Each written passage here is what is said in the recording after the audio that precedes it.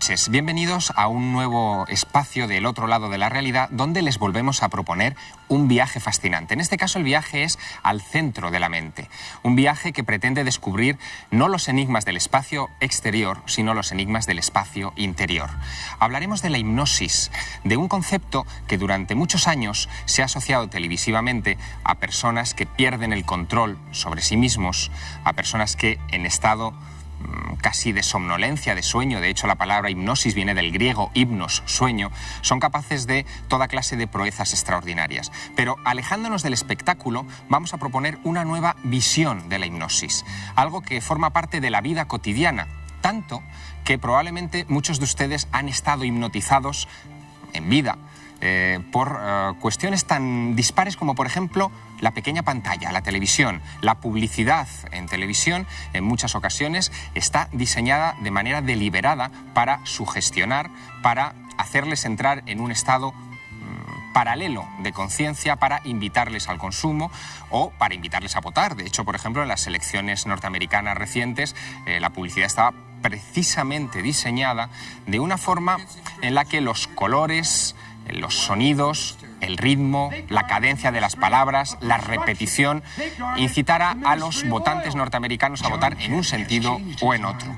Incluso cuando conducimos, cuando estamos en una carretera transcurriendo por altas horas de la madrugada por un camino o por una autopista, a veces también conducimos en un estado de semi-hipnosis. Nos fijamos solo en las líneas blancas que están sobre el asfalto y funcionamos de manera automática. La hipnosis, por lo tanto, es algo que nos rodea permanentemente. Para hablar de esto, para profundizar en sus misterios, tenemos en la mesa a unos invitados de excepción. Por un lado, tenemos a Amador Cernuda. Buenas noches, Amador. Buenas noches, ¿qué tal? Amador nos acompañó ya en un programa anterior dedicado a los Shaolin. Él es doctor en psicología, director de investigaciones del Instituto Alicia Alonso de la Universidad Rey Juan Carlos y durante las últimas 4 Olimpiadas ha sido psicólogo del equipo de gimnasia. Nos hablarás de la aplicación de la hipnosis a el mundo del deporte de élite. También tenemos en mesa a Ramos Pereira. Buenas noches. Buenas noches. Ramos es periodista, presidente de la Sociedad Española de Parapsicología y vicepresidente del Club Siglo XXI. Ramos, esto que veíamos como periodista de la publicidad de las elecciones norteamericanas es algo que sí que tiene un poco de componente hipnótico, ¿no? Sí, eso sin lugar a dudas. Lo que pasa es que ha habido un aprendizaje por parte del telespectador que ya no ocurre exactamente igual como ocurría antes. Es decir, que, por ejemplo, estas imágenes ya la gente se está acostumbrando a verlas. Es decir, que, por lo tanto, ya cada vez hay que ponerlos a mayor velocidad para que la gente no los capte conscientemente. Pero si una imagen impacta en nuestro cerebro y no es uno consciente de que la tiene, evidentemente puede estar condicionando su apetencia de saber, de conocer algo, o de ver, o de... Sí. Pero, Amador, por ejemplo, se hablaba, la teoría es que si se coloca una imagen cada un 24avo de segundo, se puede, digamos, transmitir una información que el receptor no ve conscientemente, pero sí ve inconscientemente. Bueno, la capacidad de percepción del ojo humano es impresionante. Y cómo eso llega al cerebro todavía es en muchos casos un misterio.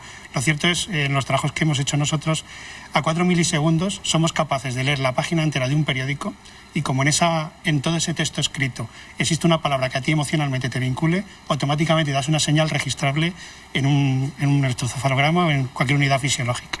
O sea que a esa velocidad captamos la información. Si esa información de alguna forma entra en algún tipo de necesidades propias, que es lo que utiliza la publicidad subliminal o este tipo de intervenciones, rápido salta un esquema en que se afecta la capacidad de la atención selectiva y el cerebro coge eso como un elemento muy importante. Y lo grave de esto, en algún sentido, es que esto sigue trabajando cuando perdemos conciencia, porque muchos de estos estímulos subliminales se quedan ahí archivados a nivel preconsciente y cuando pierdes conciencia, te echas una siesta, te duermes, pues se reactiva toda la información y obviamente produce un efecto en tus líneas de pensamiento que puede modificar una opinión o puede que compres un producto, que votes un partido político concreto.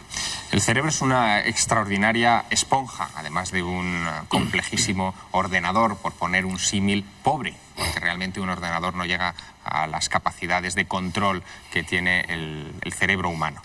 Y para comprobar hasta qué punto el cerebro es una esponja, hasta qué punto somos sugestionables y cuáles son los límites que tiene nuestra percepción en un estado de conciencia especial como es el de la hipnosis, hemos invitado a nuestro plató a Ricard Bru. Buenas noches, Ricard. Buenas noches. Ricard, además de hipnólogo y diplomado en psicología clínica, es director del Instituto Flashback de Málaga. Dirigiste hace algún tiempo un programa de televisión, trabajaste en un programa de televisión llamado Flashback, precisamente, sí. donde pasaron 400 personas a las que sometiste a hipnosis. Aquella experiencia fue extraordinaria, incluso para la televisión mundial, ¿no? Fue un poco de récord, porque había que contar que cada semana teníamos 6 personas en plató, donde se les hacía una regresión. Una regresión para intentar solucionar problemas, para investigar, para hablar de sucesos. Y sí, realmente eso fue un trabajo ingente, pero yo me siento muy satisfecho de aquella época. Una de aquellas 400 personas fue María José Romero. Buenas noches, María José. Buenas noches. Eres ama de casa, vienes de Sevilla. Sí. Y nos acompañas esta noche porque vas a dejar que Ricard Bru otra vez te coloque en estado de hipnosis.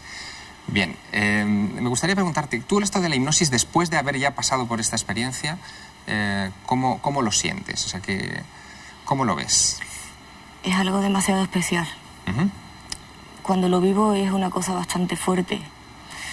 Y luego con el tiempo, ya después de vivir todas estas experiencias, le va sacando una parte bastante buena, bastante positiva. María José va a ayudarnos a una experiencia con Ricard que va a consistir en hacer un viaje al pasado de María José. Queremos retroceder a su infancia, ver qué recuerdos, qué cosas se pueden extraer con la hipnosis de su etapa infantil. Vamos a intentar viajar incluso un poco más allá, al seno materno, y vamos a intentar incluso franquear esa barrera y llegar a lo que pueda haber antes del nacimiento. El viaje promete ser interesante. Ricard, me gustaría que acompañaras a María José al sillón que hemos preparado. Claro. Y que comenzaras a explicarnos, a la vez que estás induciéndola en estado de hipnosis, cómo es el proceso. Por favor. Vamos. Ricard y María José se aproximan a ese set que hemos preparado especial. Siéntate, en una esquina de nuestro plató. Adelante, Ricard. Bien, lo importante, sobre todo para nuestros espectadores, es que ella es un sujeto que ha sido hipnotizada varias veces, no es la primera vez, por lo tanto irá muy rápido, no es lo frecuente, ni siquiera es lo normal. Pero cuando un sujeto ya se ha experimentado, es muy rápido. Pero la base siempre es la relajación previa. Ella lo cogerá a gran velocidad, pero que no sentemos como precedente que la hipnosis se puede hacer así de rápido, sin preparación. Es justo lo contrario, con mucha preparación se puede hacer. Adelante. Bueno, cierra los ojos. Ahora, cuando yo cuente hasta 3, quiero que pienses que tu cuerpo va a sentirse muy relajado, muy distensionado, y tus brazos van a estar muy flojos. 1, 2, 3.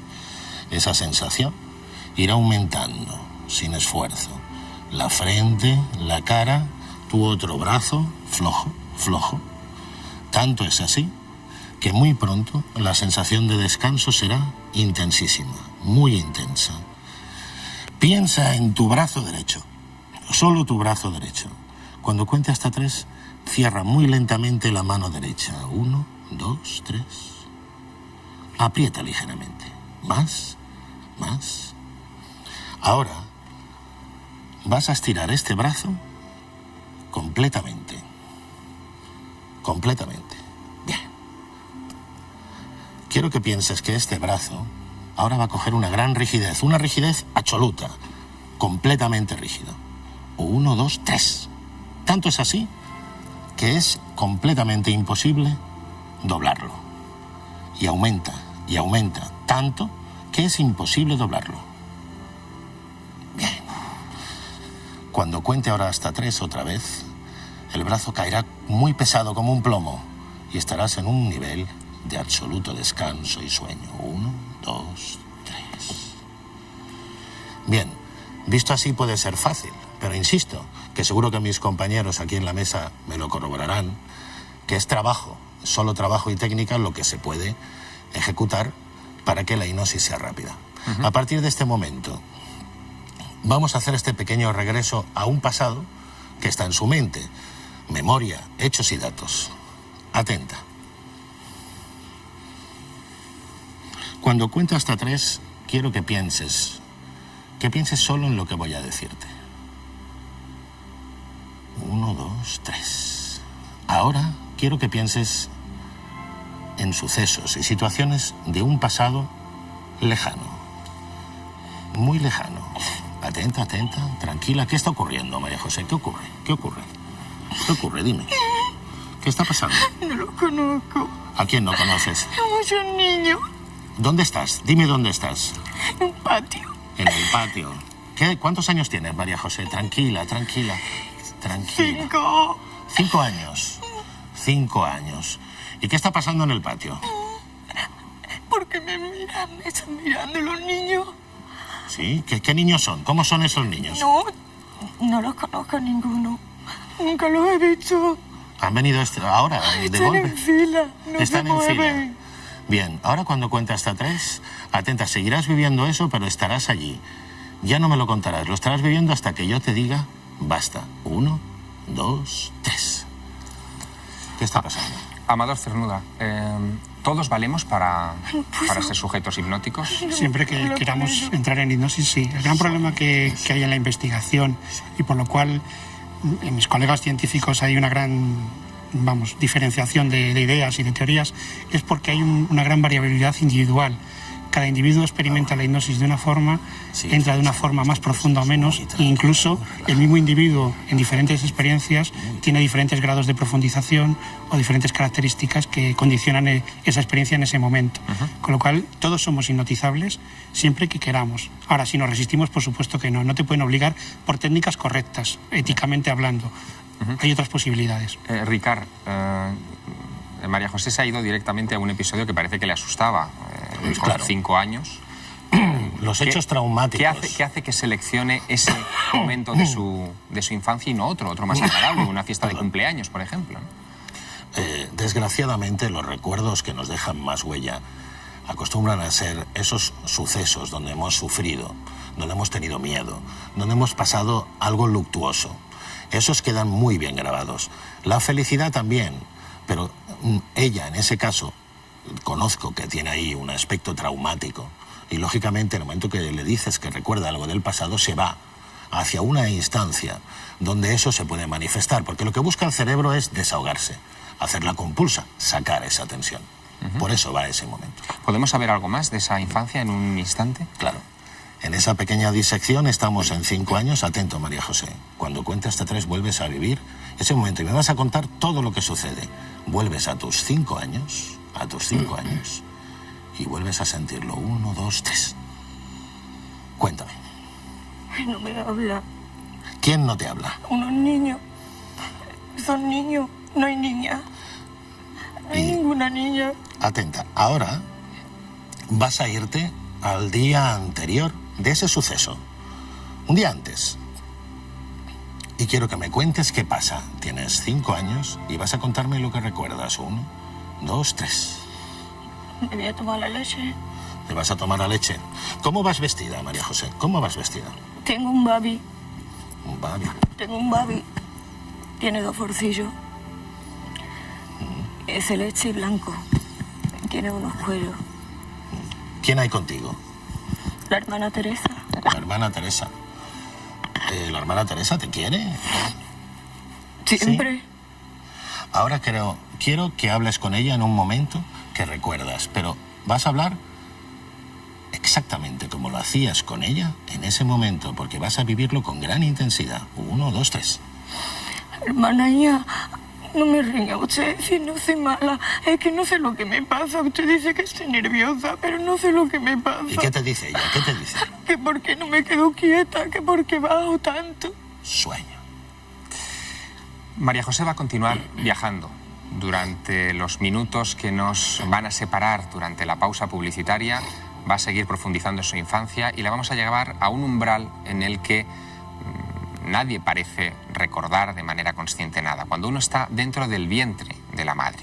Pero eso será dentro de unos minutos, después de la publicidad. Ahí seguiremos analizando este enigma, el enigma de la mente, el enigma de la hipnosis.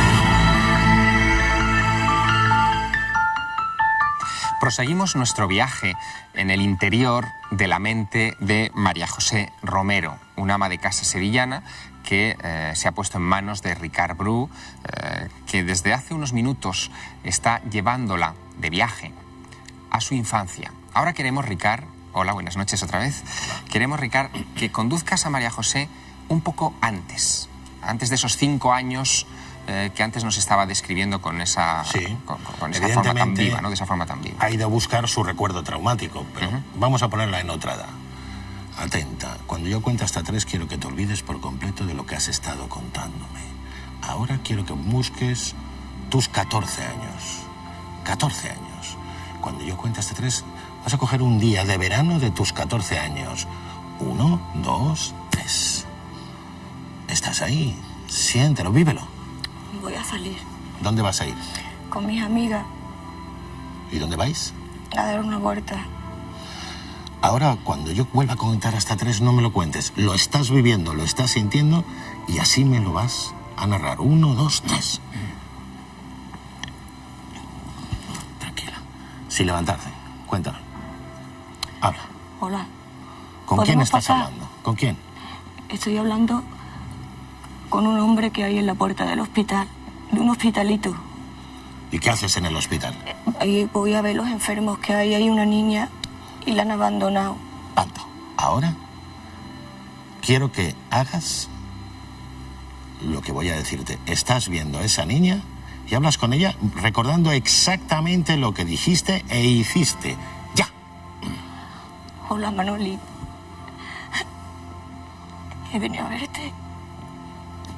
No me he olvidado. Es como no me olvido de ti. Dame un besito. Ay, tú no te puedes levantar, pero yo vengo a verte.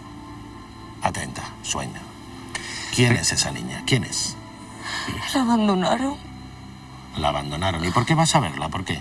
No lo sé. No la conozco. Sueña, sueña, sueña. Ricard, mientras la guías, no a los 14 años, sino hacia atrás, en el tiempo, aproxímala a su más tierna infancia y después hasta el seno materno. Mientras la guías a eso, déjame que hable con nuestros invitados y les pregunto una cosa. Ramos Pereira, hace algunos años, de los 70, llevaste este asunto de la hipnosis incluso a la universidad, a la Universidad Autónoma. ¿Cómo fue aquella experiencia? Porque, claro, estamos hablando de algo que ya estamos acostumbrados a ver en televisión, pero en aquella época me imagino que nadie sabía nada de esto. Efectivamente, año 74, 75, 76. Yo entré en la Cátedra de Humanidades con el profesor de Solas y allí hicimos un curso de técnicas Psi Omega, que son técnicas de interiorización de los estados de conciencia.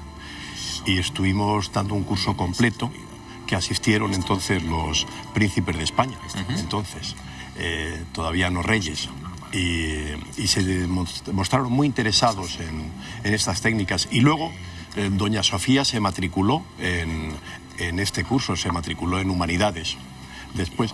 Y Gratiniano Nieto me propuso, el rector de la Autónoma, me propuso que fuese interfacultativo, porque había alumnos que querían dar el curso, seguir el curso, y que eran de otras facultades. Y hicimos 2 cursos más interfacultativos, sí.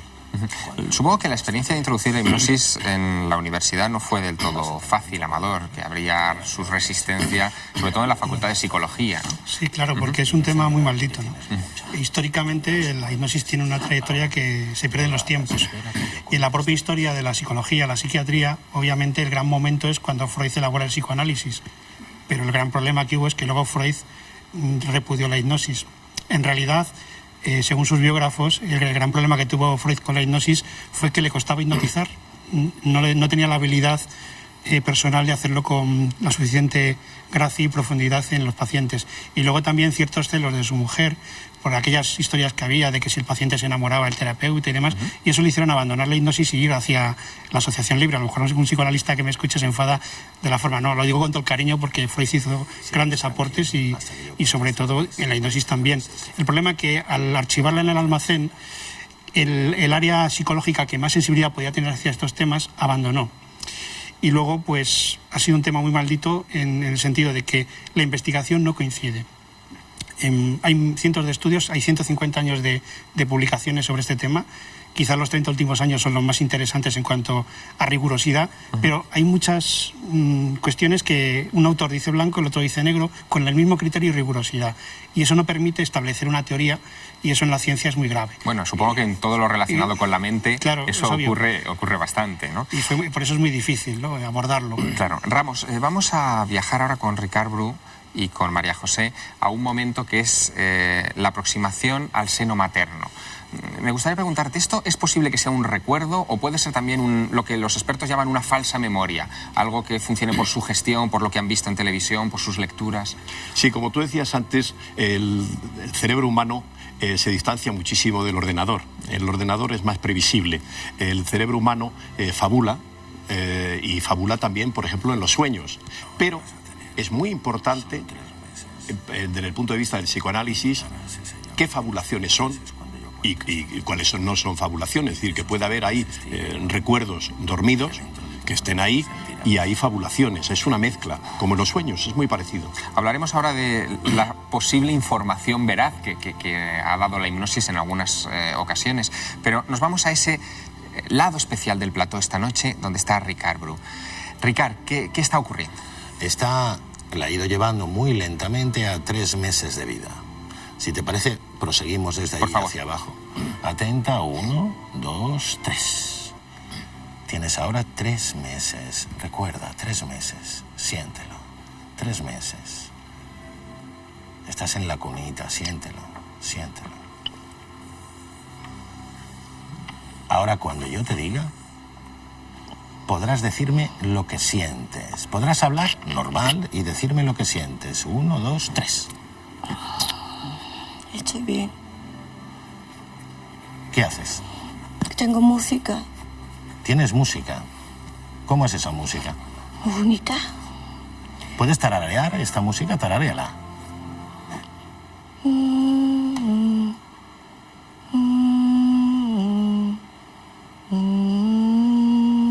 Bien, ¿y esa música sale de algún aparato? No. ¿De dónde? Hay una señora. Hay una señora que te canta. Solo eso. Atenta. Ahora vas a dejar los recuerdos de 3 meses y te vas a ir justo a pocos días de tu nacimiento, cuando habías nacido y solo tenías apenas 2 o 3 días de vida. 1, 2, 3.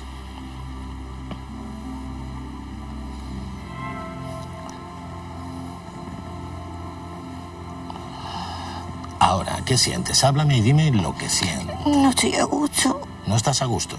¿Por qué no estás a gusto? Que no quiero que me saquen a la calle.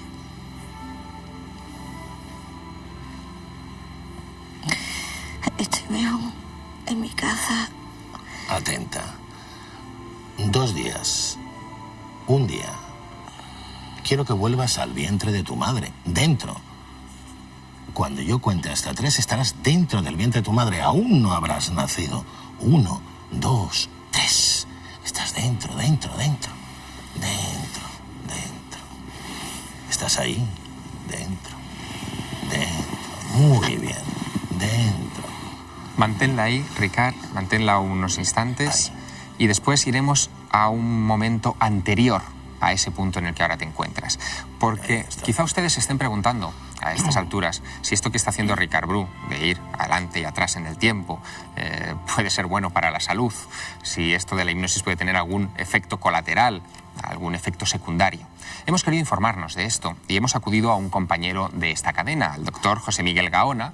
Él presenta, como ustedes saben, el espacio Desde Dentro en esta serie de programas de Madrid no duerme, y a él le hemos preguntado por esos efectos secundarios, si puede haber algo en la hipnosis que sea pernicioso para la salud, y esto es lo que nos respondía. Es de muchos creído que la hipnosis puede tener una serie de efectos secundarios o extraños, incluso peligrosos, en aquellas personas pues, que reciben este tipo de terapia. Pero en absoluto, no hay que olvidar que es un proceso de autosugestión. Por tanto, los límites, aunque parezca mentira, no los pone el terapeuta, no los pone el hipnotizador, sino que nos pone la propia persona que está siendo hipnotizada. Por lo tanto, nunca va a hacer algo que vaya contra su propia moral, contra su propia credibilidad o más allá de los límites que de una manera natural todos tenemos. tenemos. Eso nos lleva a ese punto especial de las hipnosis que ustedes han visto frecuentemente en televisión, donde se ve a personas haciendo cosas que presumiblemente nunca harían en un estado de vigilia, actitudes ridículas, quedarse desnudos o cosas por el estilo. Eso, como nos decía el doctor Gaona, sucede en personas que ya antes de someterse a la hipnosis pues tienen una tendencia a hacer este tipo de cosas. Pero hay un apartado de la hipnosis que es realmente sorprendente. Hemos sabido que durante, por ejemplo, las 2 últimas guerras mundiales, cuando faltaba anestesia en los frentes de batalla, se utilizaba la hipnosis como sustitutivo. Incluso sabemos que ya en el siglo XIX se utilizaba la hipnosis para arrancar muelas, es decir, para que no le doliera al paciente. El doctor Gaona nos habla de esto. La hipnosis se ha utilizado con bastante éxito por ejemplo, en operaciones, por supuesto, como un método anestésico, desde aquellas más menores, a algunas otras que entrañan ya cierta complejidad y riesgo. Entre las menores y de diario se podrían citar perfectamente, por ejemplo, las de tipo odontológico, para extraer piezas dentarias, incluso para otro tipo también de acciones que los dentistas, por supuesto, ejercen. Pero también se ha utilizado con bastante éxito en operaciones quirúrgicas, algunas, por ejemplo, una apendicitis, extracción de quistes, es decir, tiene una serie de aplicaciones que hoy por hoy parece por todos los medios que es un campo todavía por explorar. Y ya que estamos esta noche en el otro lado de la realidad poniendo en marcha una regresión hipnótica, le preguntábamos por la fiabilidad de la información que se recibe o se puede recoger a través de las regresiones hipnóticas. Existe mucha controversia acerca de las regresiones hipnóticas porque, al parecer, lo que pretenden es retroceder de alguna manera a otras vidas que uno supuestamente ha tenido. En mi experiencia personal no deja de sorprenderme que la mayor parte de las personas que sufren ciertas regresiones siempre escogen, por así decirlo, ser los personajes o los protagonistas de historias muy interesantes en el antiguo Egipto, en Roma o bien en épocas del Renacimiento en los que la verdad parece más propio de una película o el argumento de un buen guión de cine. Respecto a los falsos recuerdos, es una figura cierta, existe. Existe además en muchísimos campos. Existe en el campo, por ejemplo, de los abusos sexuales o de otro tipo de acontecimientos que muchas veces solo han ocurrido en la mente de las personas.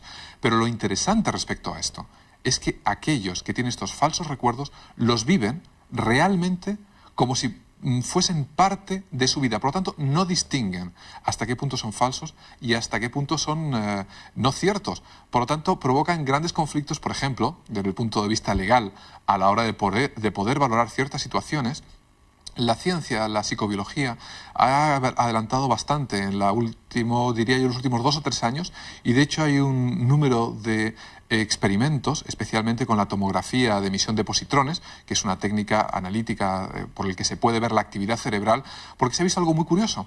Los falsos recuerdos se producen en un área del cerebro totalmente distinta a los recuerdos verdaderos. Por lo tanto, creemos que en un futuro muy próximo se podrá dilucidar con mucha efectividad cuáles son verdaderos y cuáles son falsos.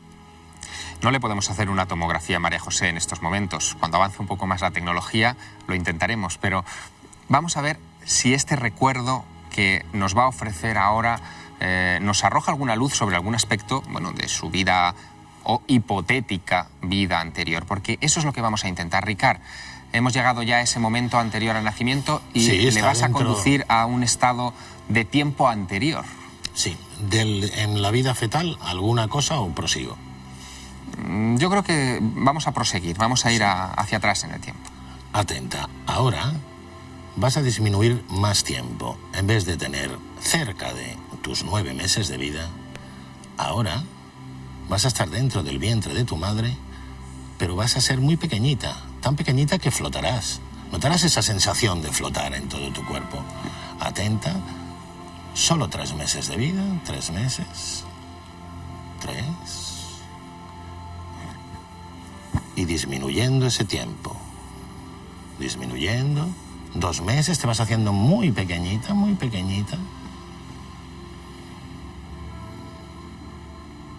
mes, muy pequeña eres, 15 días, 3 días de vida. Ahora, atenta. Cuando yo te vuelva a contar hasta 3, irás al instante, a ese momento que se generó tu vida. 1, 2, 3. En ese instante. Y dime ahora, en ese instante, ¿qué es lo que ves?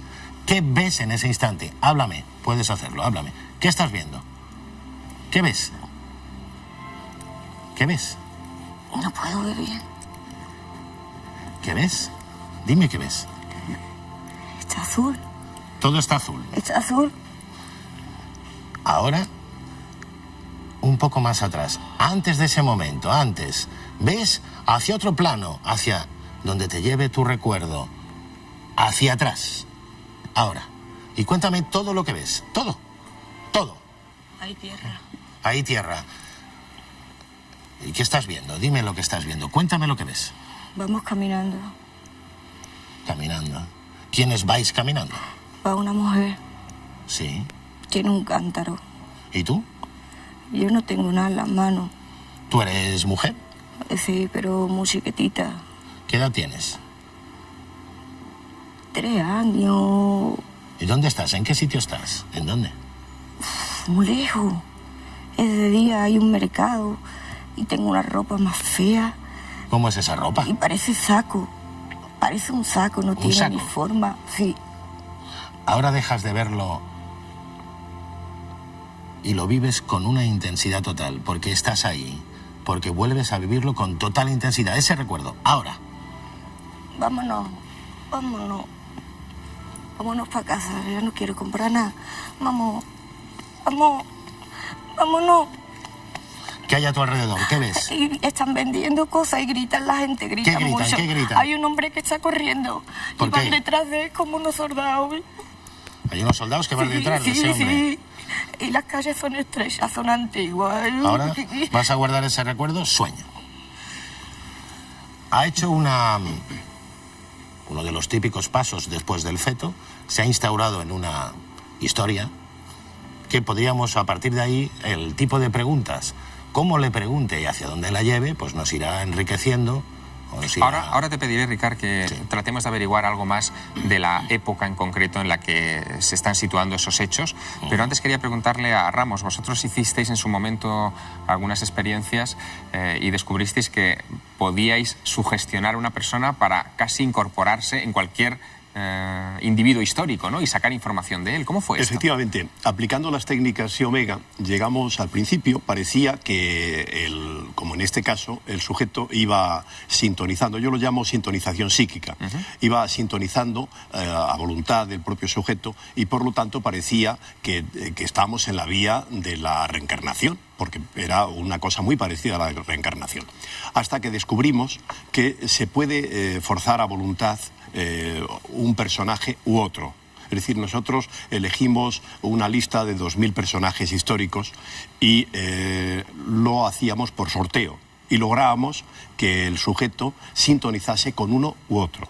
Pero lo que es muy curioso es que sintonizando con uno u otro obteníamos información en algunos casos que no estaba en los libros de historia y en algunos otros hemos llegado a descubrir algún fenómeno, alguna cosa que ha ocurrido a este sujeto que posteriormente se ha descubierto. Por O sea, ejemplo, que ha podido ser validada la información. Sí. Por ejemplo, en el caso concreto de Santa Teresa de Jesús, Sí. nosotros tuvimos la evidencia de que ella estaba en su celda y que en la parte superior de la celda tenía una cocina.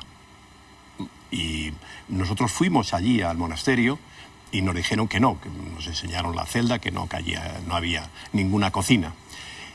Volvimos al cabo de unos cuantos años y unas obras posteriores descubrieron que en la parte superior de la celda sí había una cocina. Y eso fue a través de la sintonización psíquica. Por lo tanto, parece como si el sujeto entrase en una zona que llamaba Teilhard de Chardin la nosfera, o el inconsciente colectivo que llamaba Jung, o la cinta ascásica que llaman los ocultistas. Pero parece como si hubiese una zona donde ciertos dotados, ciertos sujetos, en determinadas actitudes, en determinados momentos, son capaces de drenar esa información y obtener datos que no están al alcance de los demás. La hipnosis, en cualquier caso, es un mundo muy poliédrico, una disciplina muy poliédrica. Se puede utilizar para muchas cosas. Decíamos antes que se podía utilizar incluso como sustitutivo de la anestesia y aún se aplica en nuestros días. Pero también se ha utilizado para el entrenamiento de deportistas de élite. Esto puede resultar chocante, pero, por ejemplo, en 1975, Arthur Ashe, en un combate de tenis contra Jimmy Connors, reconoció que él se entrenaba utilizando la técnica de hipnosis, y algunos atletas olímpicos franceses, pero también españoles, han utilizado este tipo de técnicas. Amador Cernuda ha utilizado estas técnicas. Me gustaría que nos explicaras un poco cómo se aplica la hipnosis o esa parte de la hipnosis en el entrenamiento de atletas. Sí, en el entrenamiento de atletas la hipnosis la utilizamos en dos vertientes. Como tal hipnosis, que ya es un elemento que favorece el equilibrio, la concentración y demás, simplemente por hacer hipnosis, y luego como herramienta para potenciar otros elementos. De todas maneras, hay muchas cosas que hay que aclarar, porque incluso muchos técnicos consideran que la hipnosis es doping, pero no es doping, por un simple motivo, porque nadie va a participar en una competición hipnotizado, que es algo que no hay que olvidar. Cuando se habla de entrenamiento hipnótico con atletas, no se hipnotiza a los atletas para la competición, porque además una de las características de la competición, de la hipnosis, es que se reduce el nivel motor, con lo cual un atleta hipnotizado no tendría capacidad de ejecución adecuada, y menos en un deporte profesional o de élite. ¿Y cuándo se utiliza entonces? La hipnosis se utiliza durante todo el proceso de entrenamiento, porque es una disciplina como puede ser la física, y durante ese proceso de entrenamiento se van elaborando habilidades y desarrollándolas. La hipnosis te permite superar muchos temas personales, te incrementa la autoestima, te incrementa la concentración, la motivación, sirve para potenciar las técnicas de visualización, mejorar técnicas. Por ejemplo, en un tenista, un tema que tienen todos los técnicos que cuesta mucho, el tenis está súper estudiado científicamente, y muchas veces se sabe que un tenista falla porque la empuñadura es incorrecta. En vez de ponerle la mano así, hay que girarla un poquito para acá. Pero claro, como el individuo lleva años trabajando así, hacer este cambio es muy difícil. Entonces cogemos con la hipnosis, potenciamos un sistema de visualización para modificar esta posición, y de esa forma lo que a nivel normal cuesta muchísimo se reduce en una mitad de tiempo y se puede el individuo alcanzar una perfección técnica. Luego es muy importante la aplicación también para estudiar y predecir incluso el propio deporte, que ahí entramos en técnicas parecidas a lo que está haciendo Ricard, que es de tipo regresivo o progresivo en el tiempo. Igual que estamos regresando al tiempo, podemos progresar.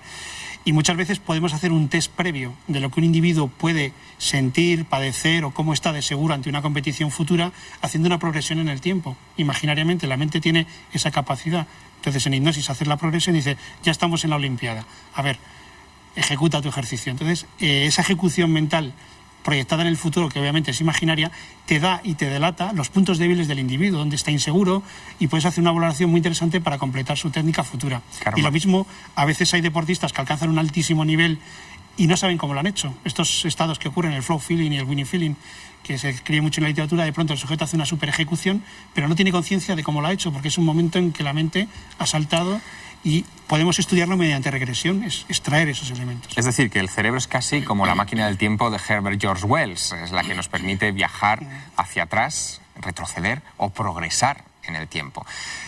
Habíamos dejado a María José en un estado pre-nacimiento, en una época prenatal, en una época que nos gustaría poder situar. Ricard, te invito a que le hagas las preguntas para situárnosla en la época y que poco a poco la vayas sacando de ese trance y regreséis a la mesa con nosotros. Atenta, cuento hasta 3. 1, 2, 3. Intenta buscar en tu mente en qué época estás, qué año es. Atenta. ¿Qué año es? 800 y algo. Búscalo exactamente. 839. 839. 40. 39, 40. Bien. 839. ¿En qué parte? ¿En qué parte? ¿Qué lugar? ¿Qué lugar es el que está cerca de ti? ¿Qué lugar? ¿Cómo se llama ese lugar? Yo no sé. No sé. Sueña. Un pequeño paréntesis solo, porque ahí ha pasado algo muy interesante, al haber sido una pregunta al azar sobre fechas y datos, que no sé si nos dará tiempo de hablar. Me dices que la saque del estado. Atenta, cuando yo cuente hasta 3, quiero que todo esto lo recuerdes todo, pero que vas a salir de este estado de concentración y de relajación muy bien, muy tranquila, muy relajada, muy positiva, muy bien. Irás dejando este estado gradualmente. Cuento hasta 5 y saldrás perfectamente de él.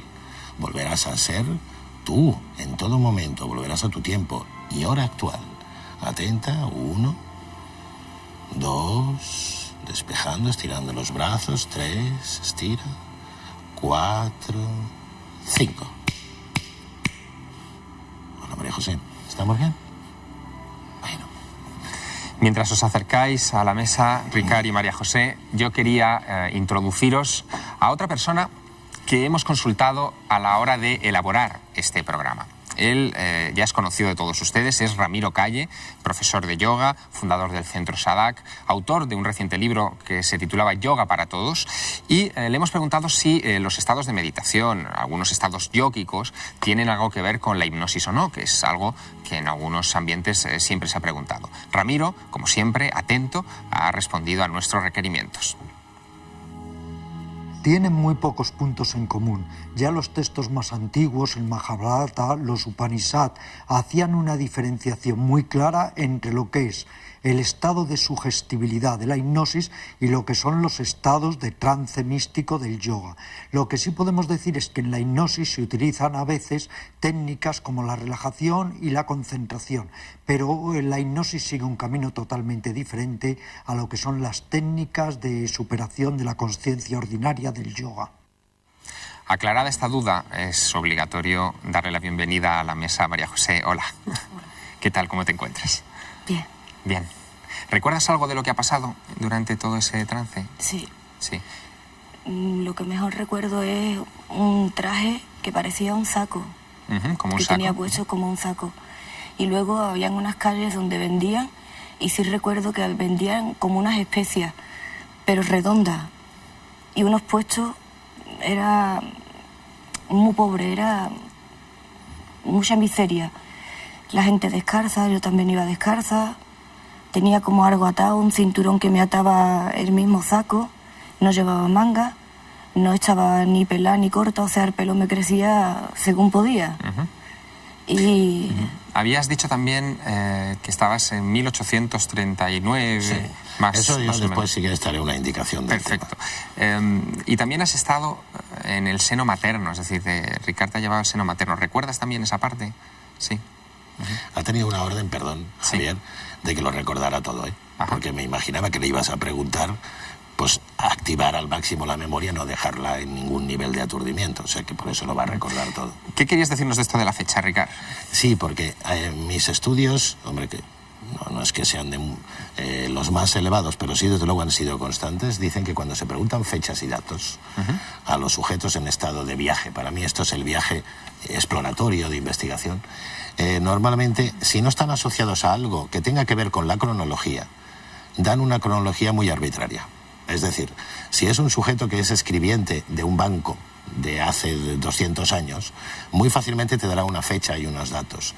Pero si es un entorno rural, como parece que ha ido María José, el forzar la fecha no es más que un dato aleatorio, que seguramente tendrá poca importancia. Lo que tendrá importancia es lo que cuenta, pero no los datos específicos. Entramos ya en el capítulo de conclusiones, en los instantes finales del programa. Amador Cernuda, nos has ilustrado sobre toda esa aplicación de la hipnosis al mundo del deporte, pero supongo que tendrá aplicaciones también incluso en el terreno creativo, ¿no? Sí, por supuesto. De hecho, hay muchos artistas que utilizan la hipnosis para buscar inspiración. En Estados Unidos había un caso muy, muy claro, que era una escritora, ahora no me acuerdo bien el nombre, que ella, cuando tenía las mejores inspiraciones, era en el momento de la menstruación. Y la hipnosis puede alargar la menstruación, acortarla, provocar en el momento dado o pararla. y precisamente esta mujer iba al psicólogo para que le alargara la menstruación al máximo, porque es cuando sacaban las mejores ideas para sus escrituras. Sí, hasta control físico del cuerpo. Y luego hay muchas experiencias de pintores o bailarines también para la coreografía que tienen un interés a este nivel. Ramos Pereira, presidente de la Sociedad Española de Parapsicología. ¿En hipnosis es más fácil, digamos, fortalecer facultades como la telepatía u otras facultades paranormales o no?